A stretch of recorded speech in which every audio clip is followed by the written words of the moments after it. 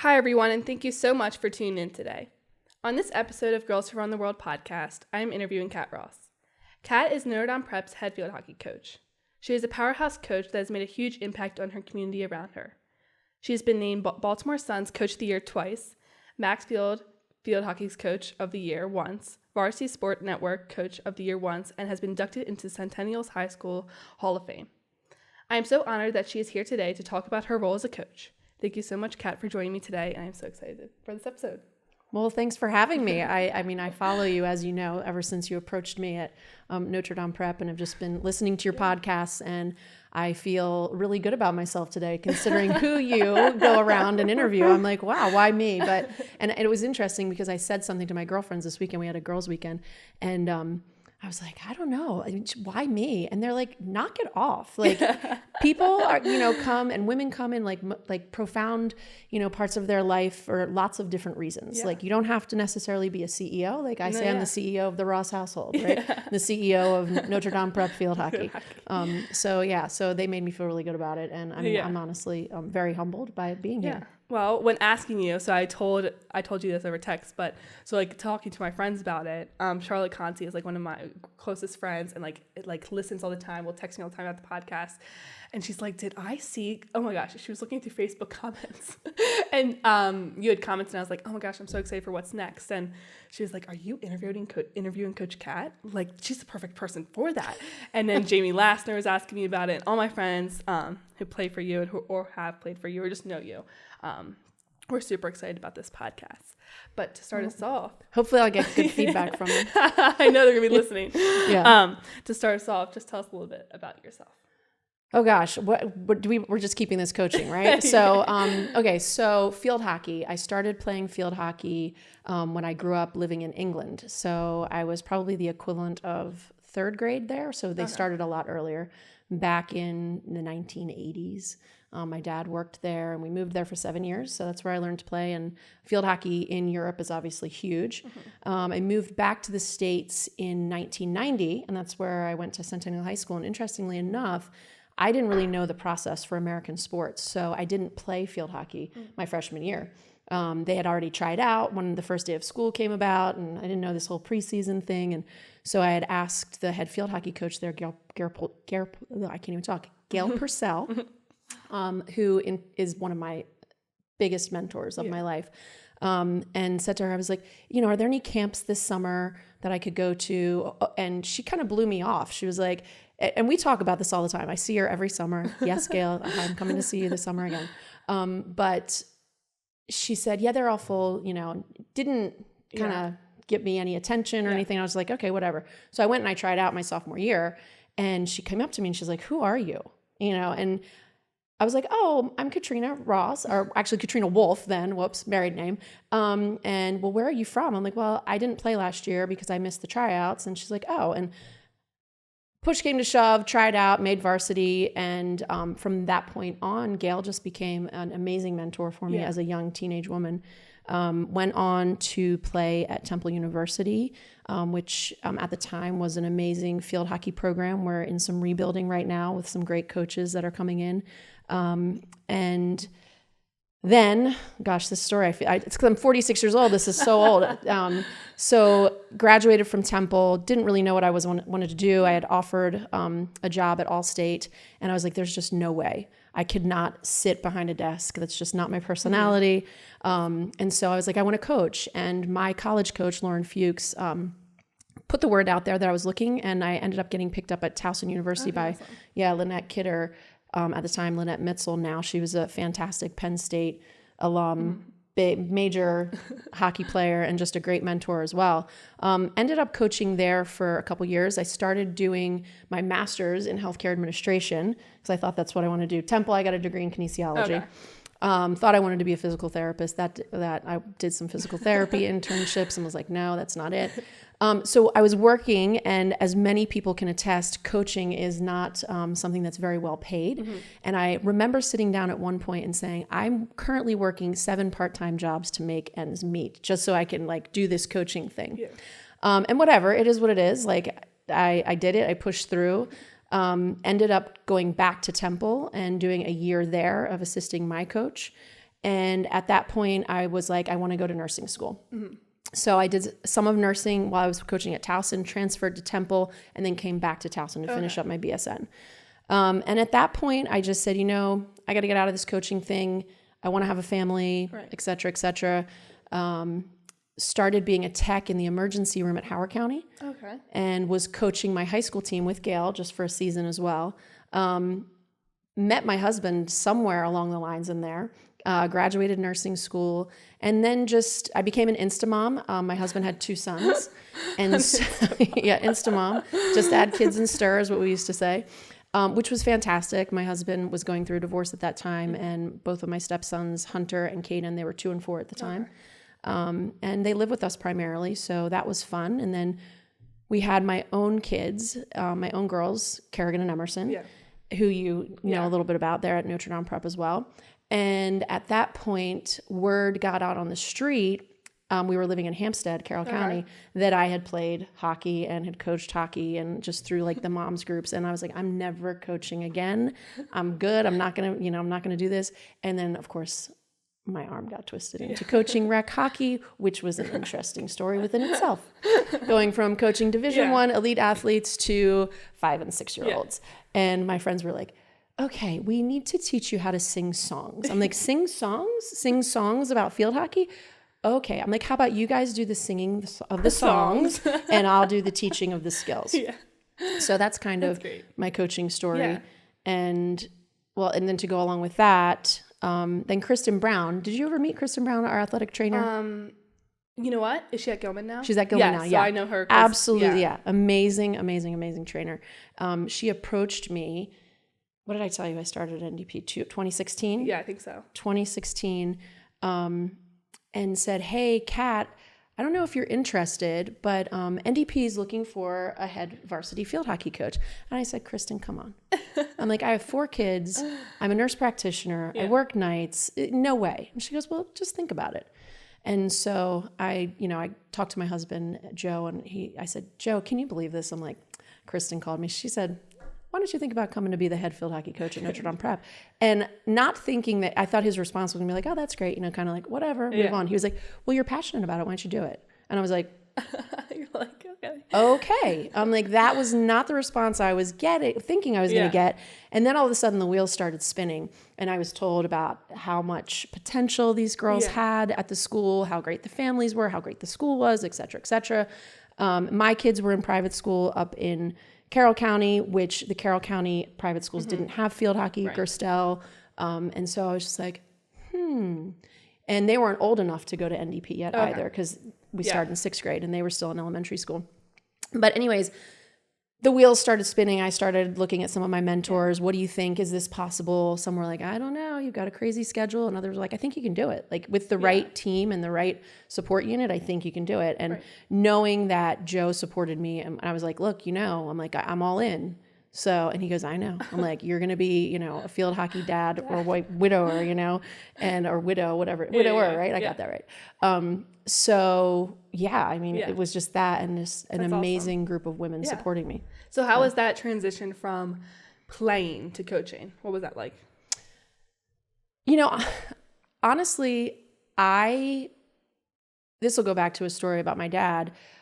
There's 3 of us, and my dad will flat out tell you, and he'll still tell you that to this day, I was not the most athletic out of the 3 kids, right? But I went the furthest because of work ethic, and just because I think I had that middle child syndrome that I was always trying to prove everybody wrong that I got this. Like, I had this amazingly brilliant sister who was just so smart, very talented, and then a brother who was just an amazing athlete, and unfortunately didn't do anything with it. That's a whole nother podcast, but for me, it was my way out. And, I think I was a good field hockey player, and I was an athletic field hockey player, but I wasn't the best on the team. I knew the game. I worked really, really hard at knowing what my deficits were. That maybe I wasn't the fastest, or maybe I wasn't the most skilled, but I was going to outsmart you. And I think that that's what gave me the competitive edge going into coaching, is that I became a student of the game. Whereas a lot of high level coaches have a hard time transferring that knowledge to maybe kids who aren't as talented, which is why I think that made me be a pretty good field hockey coach at the high school level, because you don't always get the most talented. You just get kids that want to be a part of something, which is really awesome too. And how do you make that work? And how do you integrate that into some very, very talented kids, as you know, that we've had at Notre Dame Prep, and come out with a winning season? Right. So what would you say that you believe are good attributes of a good coach? Well, that's going to depend on what level, right? It's all different, right? At the rec level, you got to know how to sing songs. Yeah. And you got to be able to teach the basics. At the high school level, I think you have to understand the teenage mind. You have to you get what you get and you don't get upset. There's not a lot of recruiting that goes on at high school. And we don't really have the ability to do that. Notre Dame Prep is such a great academic school, and so many people want to come to it, that we don't really have the need to give out scholarships, right? And Sister Patricia did support a scholarship this year for us, which is awesome. And we're moving exciting. Yeah, it's so exciting, right? In the direction of, maybe competing with some of the area schools that do give scholarships. But at the same rate, we still win. And we get great families who, it takes a community to build great teams, right? So at the high school level, I rely a lot on the club system that feeds us, right? So we have H2O that feeds us. Right. We have Freedom that feeds us, HiMax. Those club teams are really, really important to the success of all of the hockey in the Baltimore area. And also at the recreation level too. Right. It truly does take a village to build great teams all in the area. And Maryland's not necessarily known for field hockey, but we're putting ourselves on the map more by building these great club teams, like lacrosse. So like, speaking of like high school level, like even with NDP's team, even coming in as a freshman, I think, that's, I don't know did your team win in 2018? Maybe 19? Oh my gosh, this is so bad that I can't remember this. So I came in 2016.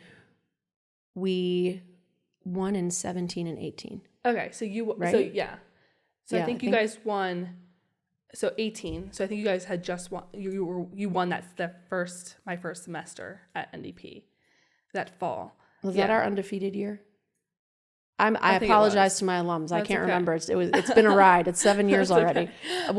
They were 2 back-to-back seasons. The first season we went undefeated, which was incredible, because that's the other thing that you rely on at the high school level too, is really, really good other athletes from other sports. Like that first year that I came in, we had some really young sophomores that were just going to be amazing. Right. But we had some really, really, really amazing lacrosse athletes that with just a little bit of tweaking and coaching, we could make them into amazing field hockey players too. Like Grace Haas, she went on and played at University of Florida lacrosse. Okay. We taught her to do the Y dodge. The Y dodge doesn't even really exist anymore, but wow, like if you're fast and you don't have, and Grace, this is nothing, no harm or no foul, whatever on this.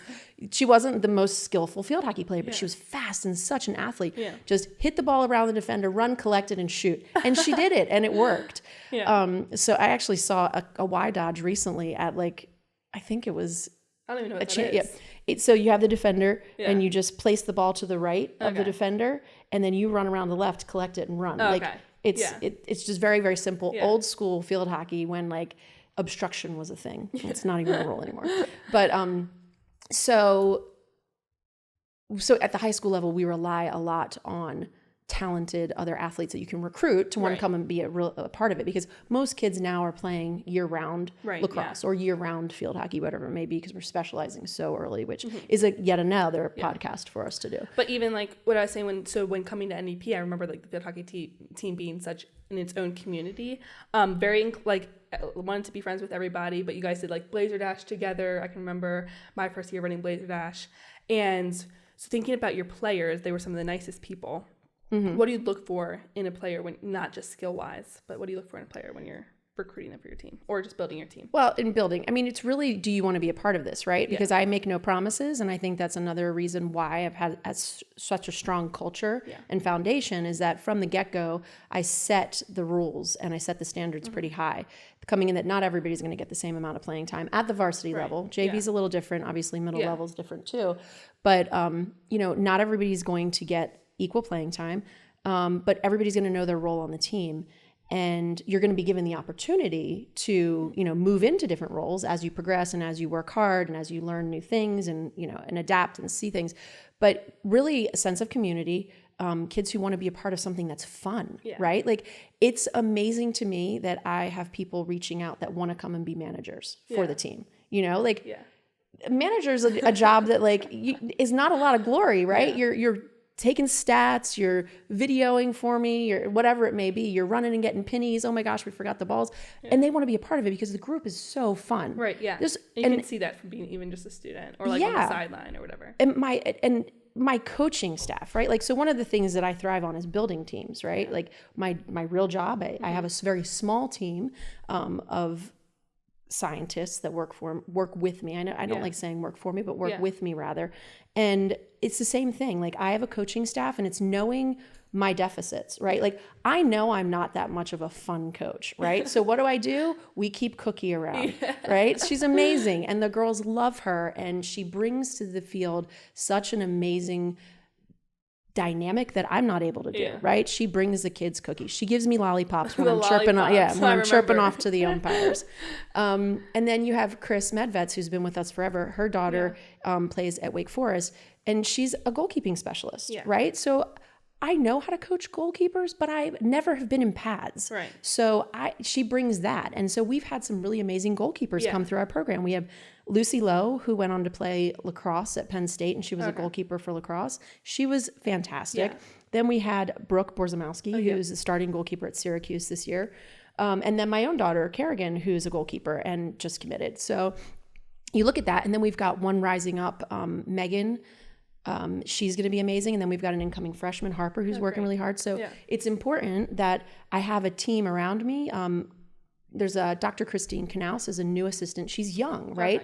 I haven't played field hockey in 25 years, and neither have the other, us old coaches. And so she brings this youthfulness to us.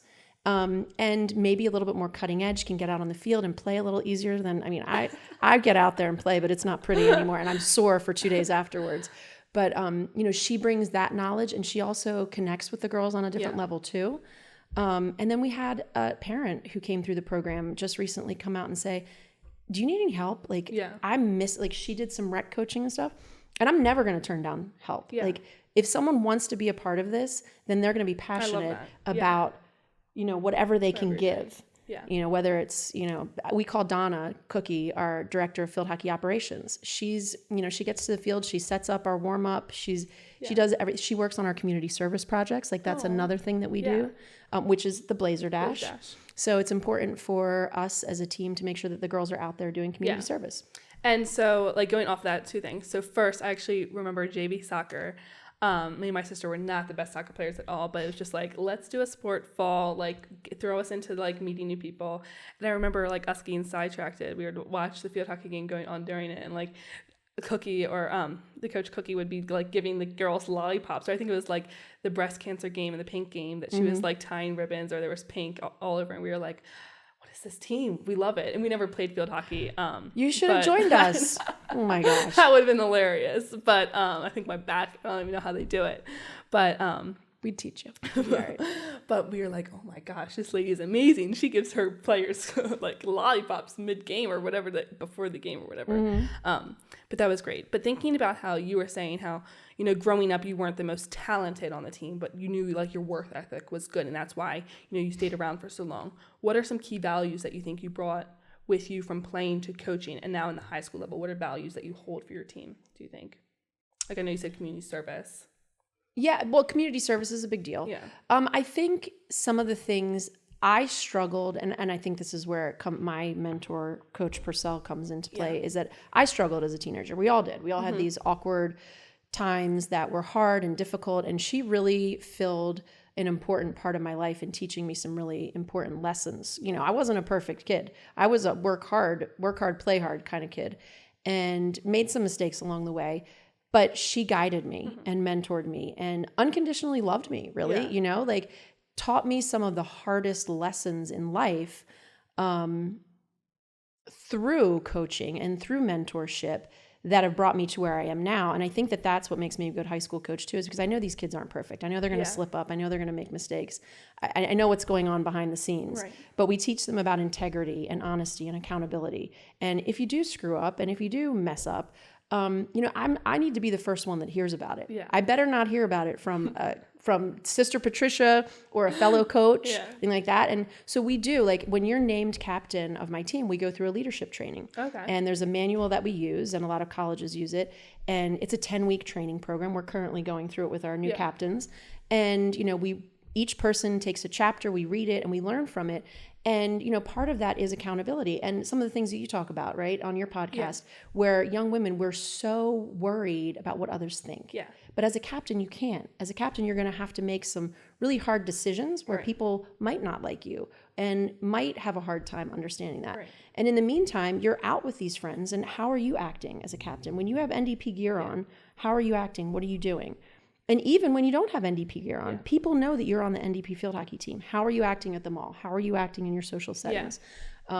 So really teaching young women those things that are important, and especially in this day and age with social media, I mean, it's a scary, scary world. So decision making and making the harder right decision. If my husband's listening, he taught me that one, making the harder right decision, not the easy wrong decision. One of his favorite quotes. Yeah. So, but it's true, right? Yeah. Like, as young women, we are so, and even as an older woman now, like, I find myself caring too much about what other people think.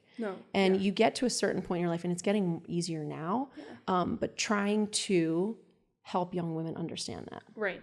So high school is such a, I speak about, I think middle school is one of the hardest time for girls because, well, for me specifically, social media was being thrown in.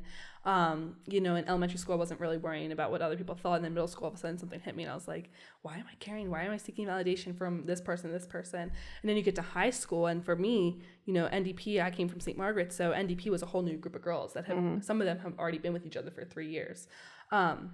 So I definitely think high school is one of the most pivotal, challenging times, and where you see a lot of self-growth. So why do you think it's so important for you to coach young women at NDP or at this all-girls school where it might be challenging for them? I think that being in a role, another one of my favorite hashtags is, if she can see her, she can be her. Yeah. We talked a little bit about this, right? When Title IX came into effect in 1972, 90% of women's teams were coached by women. Okay. Amazing, right? Like, that's a stat we want to see. Yeah.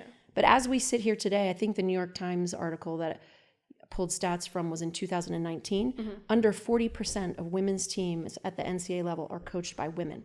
What are we doing? Yeah. What are we doing that women are not out there coaching women? Thank you to all the amazing men who have stepped up and are coaching. But I want to be that person that shows women and young women that giving back is really important. Yeah. And it's really important for women to be led by women and to show, because we are different. Men and women are different, and we lead differently and we learn differently. And I want them to see that it is possible, right? With the right team around you, with the right tribe around you, I call it, my tribe of friends, with the right partner in life. A lot of times it's the dads that step up to coach, whether it be soccer. I knew nothing about soccer. Had a woman. I think I've only had a woman coach once until I got to NDP, and I had my basketball coach, Katie Marks, was I think the only woman coach I ever had. But it was always a man. And it's hard to relate a little bit because, even so, sorry to cut you off, but even going through middle school and, playing sports and, you're going through all these things as a young girl, and even going to high school, it's kind of hard to relate and look up as even though my dad's been a coach for a lot of the game, basketball that I play, and I've learned so much from my dad. I think, from a woman perspective, to be able to be coached by a woman totally changes the game, because you're not only, like you said, if she's doing it, I can do this too. And you're learning more and they can connect with you more. So sorry to cut you off, but I agree with you. Completely. But you look at it, and it is something that I am very passionate about. That you probably see when I'm speaking and those kinds of things. But we've gotten to a point where women bear so much more guilt, right? Like we bear this guilt, oh, but I'm away from the kids. Like there was a lot of time away from my girls and the boys for that matter. They were a little bit older when I stepped in, so they were, pouring their own cereal and stuff like that. But, there was a lot of time away, but my girls also at that time saw that you can do that. Like mom can work and have an amazing career and also give back, be a mom. And I think I'm a pretty good mom. They might, day to day, that it's questionable for them.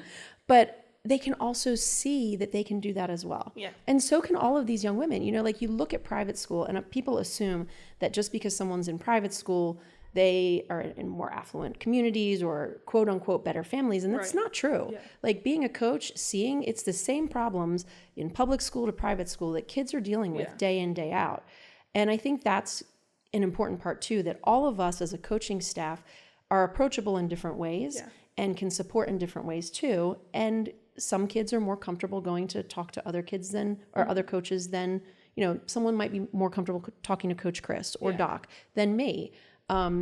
So I just think giving back and showing, if you look at every one of us as a coach, Donna came from a really, really tough upbringing and just pushed through and persevered on everything that she's done and just loves being around the kids, and the kids see that.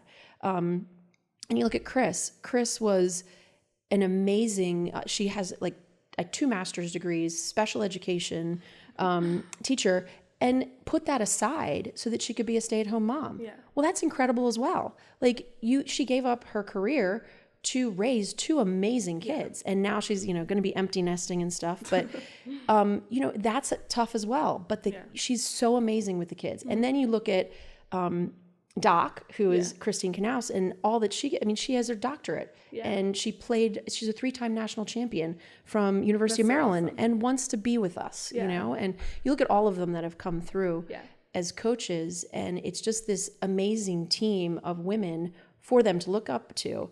And one of the other things that I love saying is #all-women-staff. Yeah. Like a lot of places, it's tough to have an all-women staff these days. Like if you look at field hockey in general, there are a lot of international males that are coaching and their assistants. Some of them are heads too, and they're phenomenal and great and everything.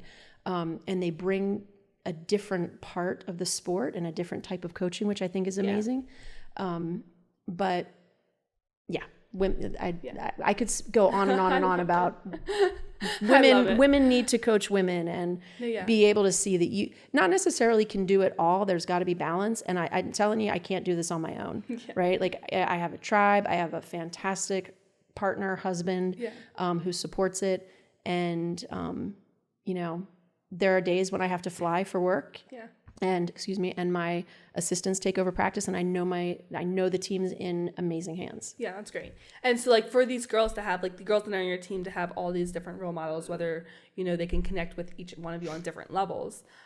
Going back to when you were playing, you talk about your mentor a lot. And I know, so I was going to ask who was your mentor, but you've talked about her, so just tell us a little bit about. Yeah, so there's definitely a couple of mentors, right? In field hockey specific.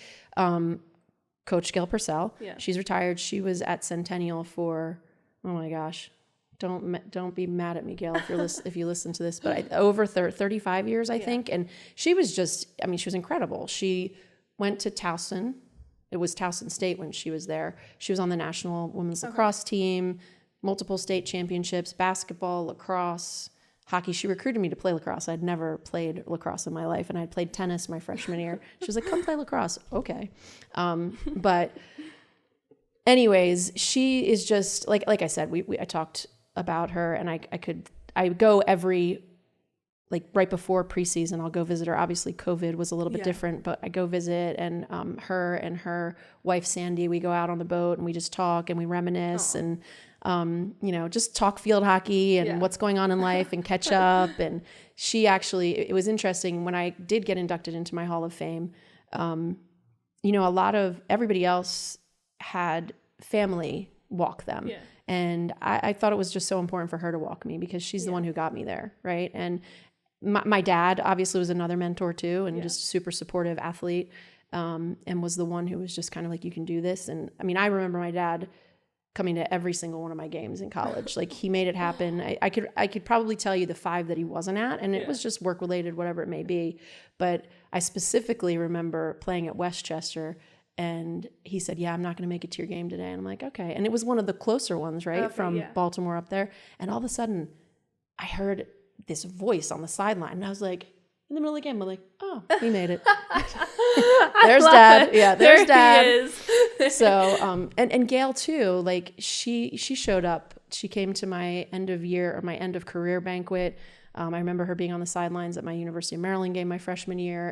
And it was one of the things now that I do as a coach, right? So my players, I make every effort that I can to get to at least one of their college games. Oh yeah, I saw maybe Piper Friedman. Maybe you were at or somewhere at Collimore's. Yep, lacrosse, hockey, whatever. Like I love seeing them, and it becomes overwhelming to me because it's just like, oh my God, what these girls are killing life. Yeah. And just keeping in touch with the alums, and we got away from it because of COVID, but we were doing a little alum gathering. We need to get back to that too. That's fun. Catching up and seeing what they're doing, and I love it. I had an alum, Mary Kate Fitzpatrick, is helping us with our summer sevens that we do. Okay, yeah. And she's like, "Do you need help this fall?" And I'm like, "Yeah." Like, again, another person who wants to come back and help. And she's like, "Well, I haven't played hockey in a long time." I'm like, "I don't care." Yeah. I'm like, "Neither have I." I love it. I'm like, "You're an athlete." And like we have an award named after Mary Kate Fitzpatrick, actually. People ask me all the time, I was accused one time of playing my favorites, and which I thought was kind of funny. I was accused one time of playing my favorites and only caring about winning. Okay, well, some truth to that. But playing favorites, I'm like, well, if I only played my favorites, then Mary Kate Fitzpatrick would have played every game of like every minute of every game. But we literally named this award after her because she was such an amazing leader off the field more than anything.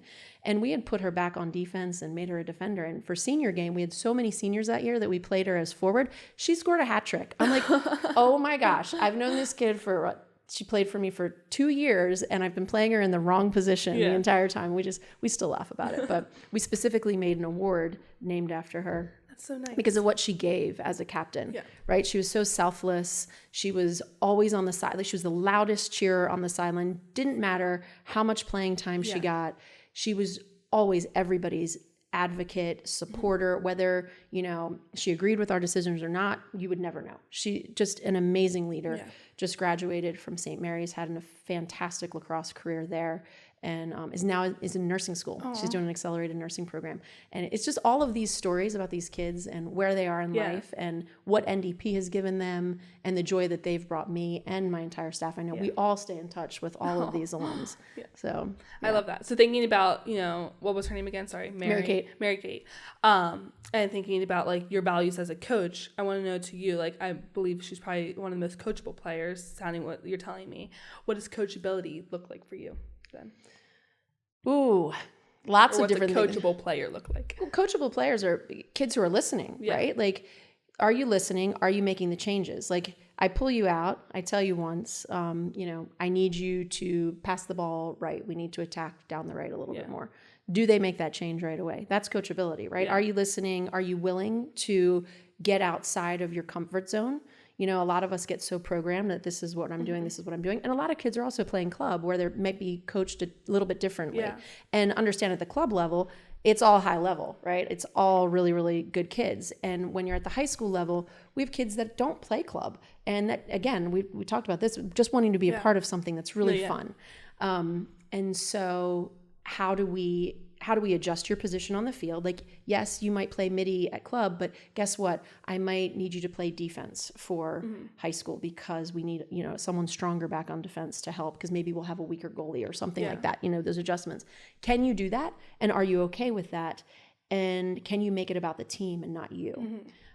So that's from a coachability standpoint, And can you make the changes? Are you willing to make the changes? And how quickly are you going to make those changes? So now I have a fun question for you. I'm like ready to hear a story. What do you think one of your proudest coaching moments was? I mean, it's been years, but just one. Just want to know one. Oh my gosh. Proudest coaching moments. It will absolutely always come down to the 20-0 team. It was that core group of kiddos, they were the class of 2019, right? I think. I'm so bad with that. Yeah. With Nat Friedman, Olivia, Rachel Bort. Yeah, 2019. They were juniors. And I still thought that we had a little bit more growth. Like we came off losing to McDonough 1-0 with 0 time on the clock, my first year coaching.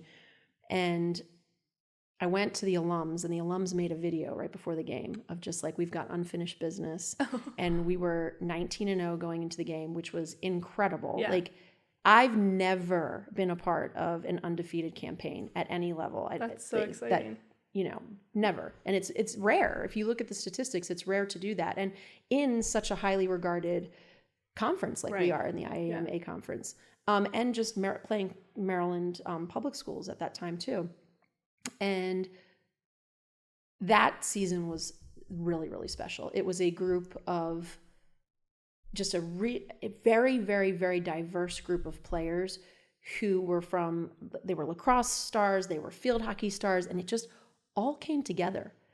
And again, community, right? They came from phenomenal clubs. Their families were amazing, like the most fun families that they put in so much effort to get their kids to where they were. And me and my staff had the opportunity to just put this amazing thing together, right? They came to us with all this talent and work ethic, and they wanted to win.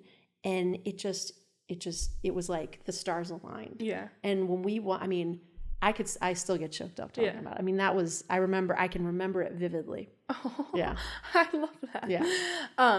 But like, so I can imagine. I actually remember seeing that all over social media. I think it was probably like Jamie Laster and Emma Kronberger, like saying our group chat, like videos of everybody winning. Everybody was like running on the, where was the game again? It was at Stevenson University. Okay, so I thought. Everybody's like cheering. Jamie was like, I was on the sidelines. I was so excited. But so when you're talking about how, you're coaching high school, girls are obviously going to go on to graduate. What's one, I'm sure there's many, but what's one lesson that you hope to leave with each player that comes to you and then goes on to graduate and go to college? Oh gosh, that's a tough one. I know, I'm hitting you with all these. These are good ones. These are good ones. You know what? I think that they always have a friend and they always have a home, and that I'm a phone call away. Yeah. That there will never be judgment. I don't care where you are, what you're doing, we will be there for you. And that NDP field hockey lives on beyond your senior year. Yeah. That this is something that I hope that they all walk away from as a fun experience, a great experience, that they learned a lot about life, not just the game. And yeah, that wherever I am, however long this life lasts for me, I have all of their numbers. I butt dialed Kendall Krause. Oh my gosh, this weekend by accident. I haven't talked to her in years, and I was like, oh my gosh, I'm so sorry I butt dialed you. And then all of a sudden, butt dialed her. My finger hit it again, and I was like, Ken, I haven't talked to you in forever. And she goes, I know. I'm like, what's going on? I'm like, I'm so sorry. She goes, no problem, Coach Kat. And she still calls me Coach Kat. That's hilarious. It's just cute. It. Or walking down the street, at Georgetown. All of a sudden, I hear Coach Kat, and I'm like. And it's, JJ Kraft, who plays at American. She's like, oh, we're headed over to the escape room. And I was down there for, I don't even remember. What was I down there for? I was with my girls for some reason. And we, just bumping into kids and like seeing stuff and connecting. And for me, it's just that they have a sense of we're a phone call away. Yeah. Yeah. And then, so I know we touched on this a little bit earlier. So we talked about Title IX, but like in NBA and professional levels, we're starting to see more like women assistant coaches. I think a lot of the teams have assistant coaches are women. So how do you feel about like maybe women on the rise in a professional level? I know professional level in men's sports? Yeah, in men's sports. Well, so that's another interesting statistic, right? In that article in 2019, 60% of women's sports are being coached by men. And if you look at the flip side to that, what do you think it is? What's the percentage of women coaching men's sports at the NCAA level? Maybe 40%? 50%? 3%. Oh, really? 3%. Yeah. Oh my Interesting, goodness. right? Yeah. So that tells you a lot about how women are regarded in men's sports and how well they can. But yes, we are seeing a nice shift in professional sports where we're getting some, it's right. It's I'm like stunned. Right? It's a startling statistic. And quite frankly, that is what it is. I don't even want to focus on that. I want to focus on how do we move that 40%. Like, great. If you want to be a woman and coach men's sports, I support you. I salute you. I think it's awesome. Like seeing them in the NFL on the sidelines, and we're seeing more women refs on the sidelines for the NFL and that kind of stuff. But that's fine. I'm not worried about. I'm worried about why our number is under 40% for women coaching women. Yeah. Because that'll all come into play. We gotta fix that number first. So we've talked about how you're a mom. So mom of 4, 2 girls, 2 boys. And balancing that is hard. What would you say would be your main? How'd you learn how to balance? I mean, you're always coaching, but how'd you learn how to balance being a mom and coaching? A lot of it is time management, which I'm not the best at. Mm-hmm. My husband calls me the squirrel. I'm all over the place. Like I probably have an undiagnosed like adult ADHD, honestly. I think I do too. I will be doing a load of laundry and then all of a sudden I'm like, oh, but the bathroom needs to be cleaned. So I'll do half a load of laundry and then I'll go clean the sinks and then I'm like, oh, but I didn't finish the laundry. And then I'm like, oh, back to scrubbing the toilet. But it gets done. It just doesn't get done in a very orderly way. Yeah. So I would say that I make checklists, right? Yeah. I have checklists and I'm like, this is what I have to get done. If I don't have a checklist for the day. My mom, right? She would wake us up and she'd be like, girls, here's Madison, here's your list for the day. Chad, my dad, here's your list for the day. And she'd be like ordering us all around. She's like, we got to have our list. Like, lists keep us in line, people. Totally. Yeah. And at the end of the day, you're like, okay, I accomplished that. And then whatever didn't get checked, you can move it over. And you're like, okay, now let's put that to the top or reprioritize, right? So staying organized, understanding that perfection is not, you don't have to be perfect. There's going to be days where it's a little rough and bumpy, but you made it to the end and you got tomorrow to start over. Yeah. And obviously having a supportive spouse or, partner is important. Having your tribe. The other thing, that we haven't touched on is that, yes, I am a coach, but this is my hobby. Like I do have a real job. Yeah. And so to touch on that, like, I've always worked in jobs around my husband's career, right? So we never had to have our kids in daycare. He was a firefighter, an assistant chief in the fire department. He worked his way up. We actually met in the emergency room while I was a tech. And so we always made it work that his schedule and my schedule, we were able to keep the kids home, which was so nice. Right. And not everybody has the ability to be able to do that. But at the end of the day, it saved us a ton of money. And it just worked. Yeah. And so when he retired, after he did 4 years in the military and then 21 years in the fire department, he retired. And at all that time, I had been working either weekends or I'd been working nights. Well, tell us a little bit about your job then. So I'm a nurse practitioner by trade, but in the beginning, I was clinical, right? So I was working in emergency rooms. When the kids were little, I worked in the emergency room. I did some home health care and some hospice stuff too. It was always jobs that I was able to manage a family and myself and Joe's job, and we just made it work. So then I was out with one of my tribe girlfriends, and we were out for a run. We were training for a marathon, and we're like, well, what do you do after a marathon? And we were both like, let's go to nurse practitioner school. Like random, like, right? Like these goal-oriented, right? That's what you do. Like your goal, I tend to gravitate towards successful. It's surround yourself with greatness, right? I think that's a really important thing to learn as a young woman is you are who you hang out with, 100%. If you're hanging out with people who bring you down, you're going to be Debbie Downer. Yeah. You want to be surrounded by people who bring you up and are great as well, because you're going to feed off of one another. So anyways, we're out for a run and we're like, let's go to NP school. So we went to NP school. We went to Georgetown together, and she went a different route. She's in family practice. Jessica Kovalenko, absolutely brilliant. So smart. She was a soccer player at Goucher. Beautiful, amazing friendship that we've just blossomed through the years. And just supported one another. And now she's in family practice. I went a different route. Again, husband was still working, so I went nights emergency room. So I would work Sunday overnight, Monday overnight, Tuesday overnight. I'd get the kids on the bed. It was a great schedule, so great. I'd get the kids on the bus, well, not really on the bus, to school because they didn't have a bus. And then I'd sleep, pick them up from school, and then go to practice. Yeah. So that's when I was like in my coaching. And some days I was like, wow, 4 hours, this is tough. But it was so worth it because then I'd have 4 days off. Oh, right. So, nice. Yeah. So nursing is like such so a hard. Yeah. It's a great profession. But then as Joe retired, I was like, you know what? I'm like I'm ready to let my career take off a little bit. So I've really had some amazing, interestingly enough, women bosses. Yeah. I'm drawn to that. When I was in home health and doing some healthcare sales, I had Jessica Flynn as a manager, and she was amazing. An amazing, amazing manager that just showed me the way of, how to balance life, that you can have a career and you can be a good mom, and you can balance everything. She was super flexible and understanding, and very much, if you're meeting your goals, this is how I manage people. If you're meeting your goals, we don't have to have a conversation kind of thing. You know what I mean? But you start slipping, that's when we have to start micromanaging. I'm not a micromanager. I totally believe in autonomy and flying and letting people bring to the table what we hired them for, right?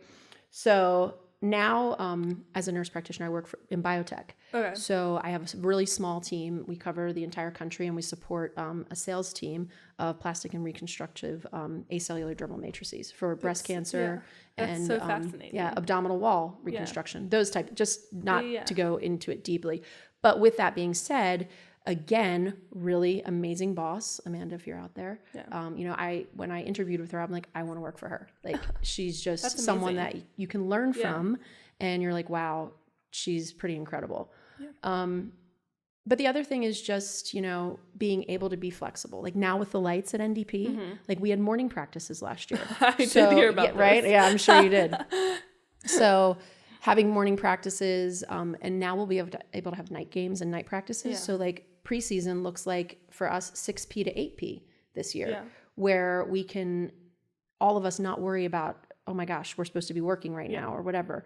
Like we can actually get our duties and jobs done during the day and then get to the field and, have our hobby time. That's exciting. But I did want you to talk about your job because it's a lot to balance. And I've talked with Catherine Miller about balancing. She's like, some balls are glass and some are I remember this. My goodness, I'm blinking. It was a great one. Now I'm gonna have to go back and re-listen. I'm gonna have to go. She's the one where I got this. Some balls are plastic, some are glass. You have to see which ones you allow to drop, and they bounce back, and which ones you can't let fall. Yeah, I'll cut myself out to say that's great. Yeah, some balls are plastic. I would actually love if you kept that in there. Yeah, but, I'm gonna keep it in. But Evan said some balls are plastic and some balls are glass. So some drop and you just let it drop. You know that maybe you've dropped the ball in this one.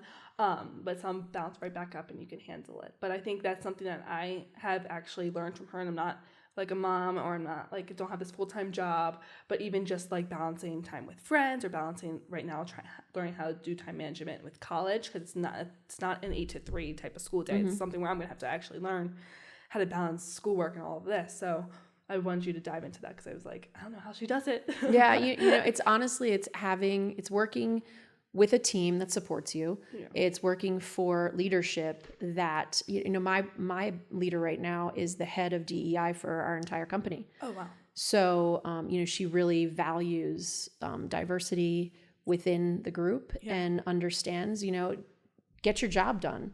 And if your job is done, then, and that's it. And that's kind of where I am as a leader as well with my team. I'm like, just get your job done and do a really great job at it. Yeah. And, we'll check in. Yeah. And I think that's a shift and I think COVID helped it, but I think even before that, we were starting to move into that as well, where people can work from home, do a load of laundry, get back to reading your, research article or writing up your research article, whatever it may be, or you're balancing your conference calls, and having the flexibility as a leader too, to not micromanage is important. Yeah. So heading back to coaching, and this involves your children, what do you think the differences are in, coaching these athletes and, being with them all 4 years if you are, and then raising your children? So what are there differences in how you raise your children and how you're coaching these athletes? Well, yeah, you're allowed to yell at your kids. Yeah.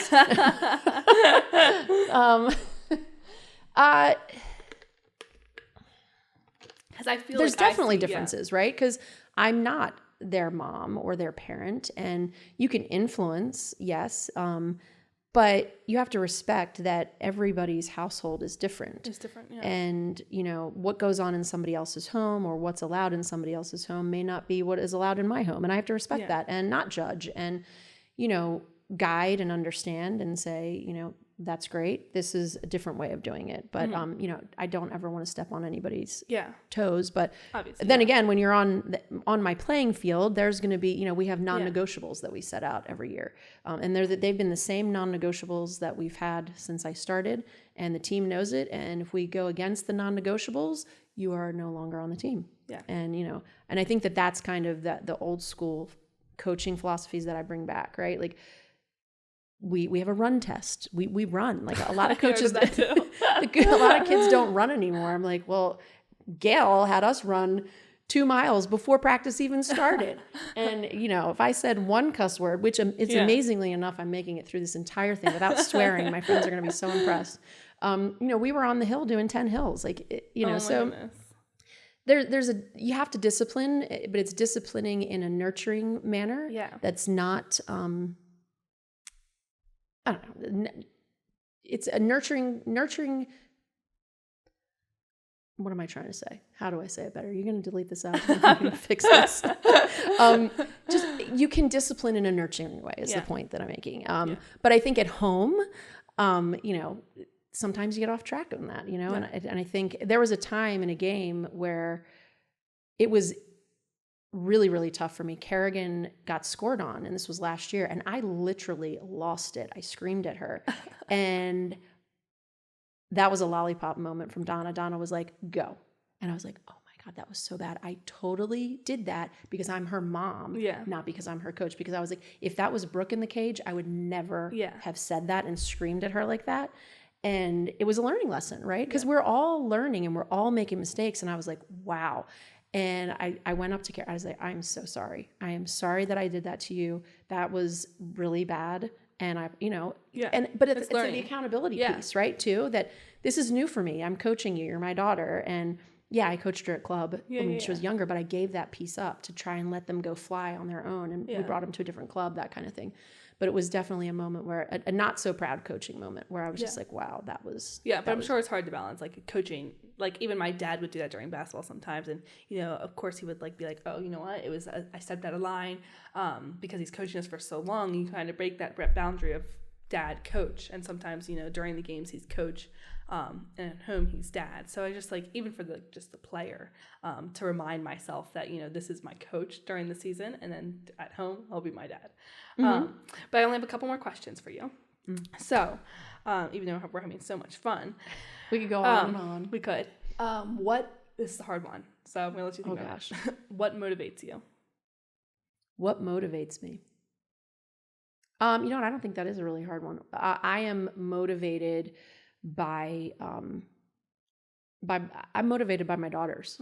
I am motivated to show them that as a woman, you can do this on your own and don't rely on anybody. I was raised that way by my dad. My dad set forth with, you know, I have an older sister and a younger brother, and it was always, you need to be able to make it on your own. And no matter what happens in life, never rely on anybody. Which there's a flip side to that, right? And when I say that, you're always going to have a tribe around you. That's important. But I always say if something, God forbid, ever happened to my husband, that I'd be able to make it. Like financially, I'd be okay. My daughters would be okay. We'd have a house over our head, and we would be like, we're in a good place. I set ourselves up for success if something were to ever unfortunately happen. That's important for me to emulate. So I always want to be a better version every day for them. And I also let them know that I'm vulnerable, that I am a work in progress too, that sometimes I mess up and I say the wrong things and, you know, and sometimes say hurtful things. But how do I do better and show them that we can all be better versions of ourselves the next given day. So my girls motivate me and setting them up for success for their futures as well. Well, so it actually reminds me of like my dad has this and, you know, Evan knows. So my dad has TikTok, which, you know, he thinks he's so cool, but it's really for posting, you know, some of his content on work. And he just had this one video, and did he tell you about it? The viral one? I'm going to post it. Oh, okay. Oh. So he had this TikTok go viral, and he was talking about how, you know, and you can correct me if I'm wrong, but, you know, as we grow up, as me and Mackenzie grow up, it becomes more heartbreaking because we're starting to need our parents less because, and that's their job as parents, is to really teach us how to do things on our own. So I remember, like, and he brought up this example in the TikTok, I'll send it to you, where, you know, from a young age, my mom had us, you know, calling to make our own doctor's appointments or doing this. And I think there was this one time, and I talked about this on my podcast with my mom, but there was this one time that in the cereal box, it was supposed to be like this fun spoon that came in the cereal box. And it wasn't there. And I'm like, oh, I'm going to call. So after this times of calling the doctor, scheduling our own appointments, there wasn't a fun spoon in the cereal box. And I'm like, this is wrong. Like, this is why we got the cereal box, so I could get this fun spoon. I was maybe like 7. And I called the number on the back. I grabbed the house phone and I called the number, and I'm like, there is no spoon in my cereal box. And so I would love, and I'm sure that was a mistake, but I'd love if you would send me one. Maybe one for my sister too, since this has been a mistake. And so I think it was Kellogg's or something. So they were happy. Like, they probably got a kick out of it because there was like some 7-year-old calling them because there was no spoon. They sent the spoons and whatever. But my dad talked about how, you know, it gets more heartbreaking because they're starting to do things on their own. And that's their job as parents, is to really, you know, set us up for, you know, we'll always be here for them. We're always their support system. We'll be their biggest cheerleaders, but they can go and they can do this stuff on their own. And that's like even going to college, you know, going in 2 weeks. I'm confident in my sister and I that we'll be able to, you know, thrive and find, whether there's going to be highs and lows, but be able to like keep each other in check, but also keep ourselves in check and be like, you know, these are my goals for college and these are the people I want to surround myself with, because it's a whole new environment. So I connect with you on that level because, you know, our parents have really taught us that since a young age. Yeah.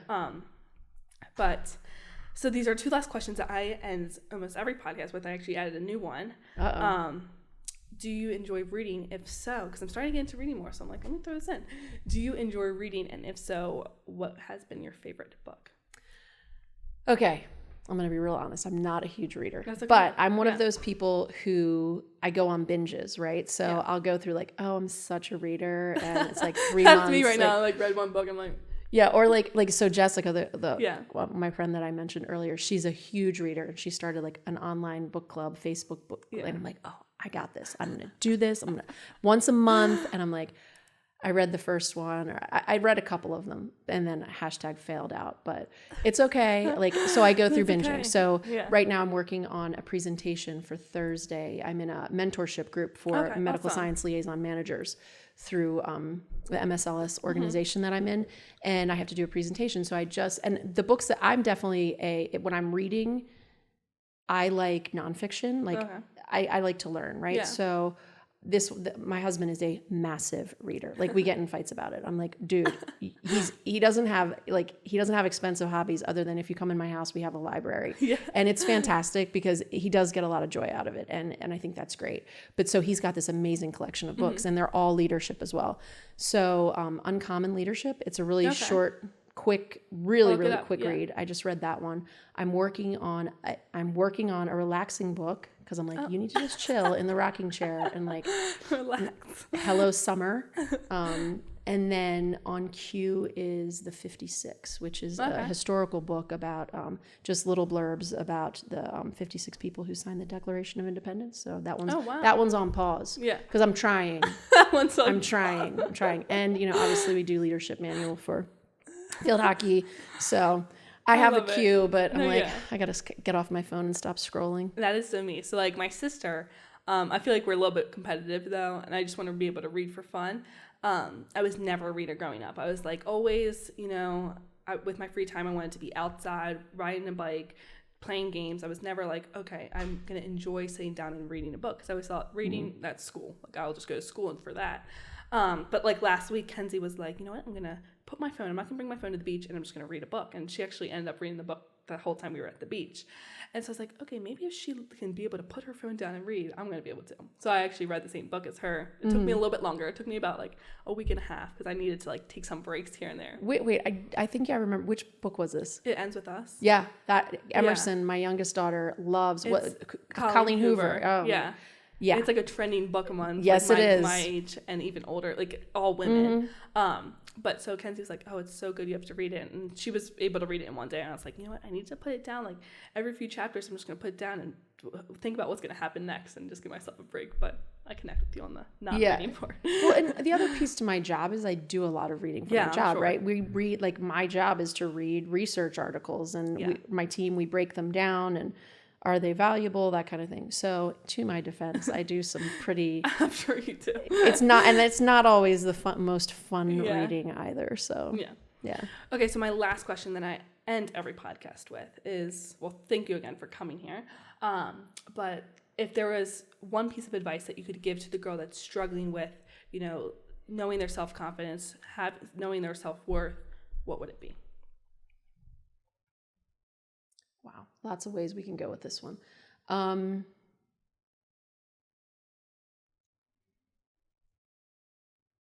going to go based off of something that I tell my own daughter is take risks. Take risks. Who cares? Who cares?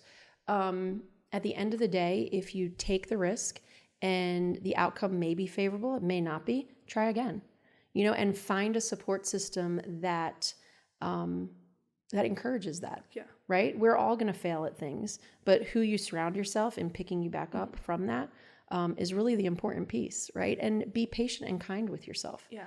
You know, a lot of times we're so hard on ourselves and we seek perfection, and it doesn't always have to be that way. And it's part of the process and learning. And for me, it was really learning to be kind to myself, you know, like being that person who like always has to go.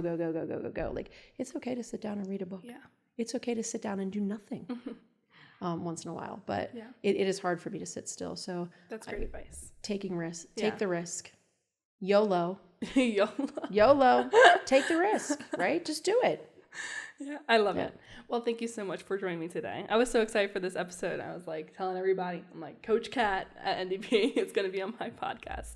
But thank you. Well, thank you for having me. And hopefully you had some fun with it. I made it through a whole hour. What time is it? I made it through an hour and 15 minutes of no swearing. Like that's so impressive. A new record. Yeah. So good. Well, thank you. You bring so out the much. best in me. Yeah. Thank you everybody for listening today and have a great day. Bye.